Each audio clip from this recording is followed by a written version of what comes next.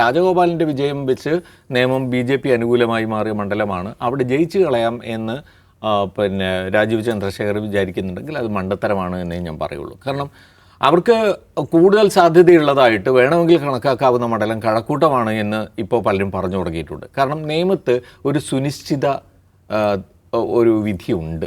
അവിടെ മതനിരപേക്ഷ കക്ഷിയിൽപ്പെട്ട, അത് LDF ആവാം UDF ആവാം, ഒരാളെ വിജയിക്കുകയുള്ളൂ. അതിന് കാരണമായിട്ട് നമുക്ക് അവിടെ കാണാൻ കഴിയുന്നത് വളരെ വ്യക്തമായ ന്യൂനപക്ഷത്തിൻ്റെ വളരെ വ്യക്തമായ ഒരു കാഴ്ചപ്പാടായിരിക്കും. അത് വെച്ച് നോക്കിക്കഴിഞ്ഞാൽ അവിടെ ശരിയാണ് സവർണ വിഭാഗത്തിൽപ്പെട്ട പിന്നെ ഹിന്ദുക്കളുടെ ധാരാളം വോട്ടുകളുള്ളൊരു മണ്ഡലമാണ്.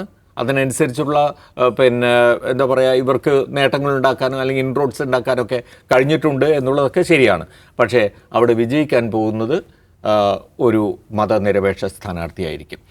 അപ്പോൾ ഇത് നിലനിൽക്കെയാണ് അവിടെ വളരെ നേരത്തെ തന്നെ സ്ഥാനാർത്ഥിത്വം പ്രഖ്യാപിച്ച് രാജീവ് ചന്ദ്രശേഖർ അവിടെ പോവുകയും ഈ പരിപാടികളൊക്കെ ആരംഭിക്കുകയൊക്കെ ചെയ്തത്. പക്ഷേ അദ്ദേഹത്തിന് മനസ്സിലാക്കാൻ കഴിയാത്ത, അദ്ദേഹത്തിന് ഒരു കാരണവശാലും അദ്ദേഹത്തിന് പിന്നെ മനസ്സിലാക്കാൻ കഴിവില്ലാത്ത ഒരു പ്രശ്നം എന്താണെന്ന് വെച്ച് കഴിഞ്ഞാൽ ജനങ്ങളുടെ വികാരമാണ്. അത് അവിടെ ഇപ്പോൾ നേമത്ത് അവിടുത്തെ വികസന പ്രശ്നങ്ങളെക്കുറിച്ച് ഞാൻ ശിവൻകുട്ടിയോട് സംവദിക്കാൻ വരാമെന്ന് പറയാവുന്നൊരു തരത്തിലുള്ള അത്രയും മണ്ടത്തരം കാണിക്കാൻ പോലും അദ്ദേഹത്തിന് കഴിയും എന്നുള്ളതാണ്. കാരണം ശിവൻകുട്ടി നമുക്കറിയാവുന്നതല്ലേ, ശിവൻകുട്ടി കഴിഞ്ഞ പിന്നെ ഈ പറയുന്ന വർഷങ്ങളിൽ മുഴുവൻ ഒന്ന് മന്ത്രിയായിട്ടുള്ള സമയത്ത്, അതിനു മുമ്പേ MLA ആയിക്കൊണ്ടും അല്ലെങ്കിൽ ഒരു പൊതുപ്രവർത്തകൻ എന്ന നിലയിൽ പോലും ആ മണ്ഡലത്തിൽ എന്തുമാത്രം ഗ്രാസ് റൂട്ട് ലെവലിലാണ് പ്രവർത്തിച്ചിട്ടുള്ളതെന്ന് നമുക്കറിയാം.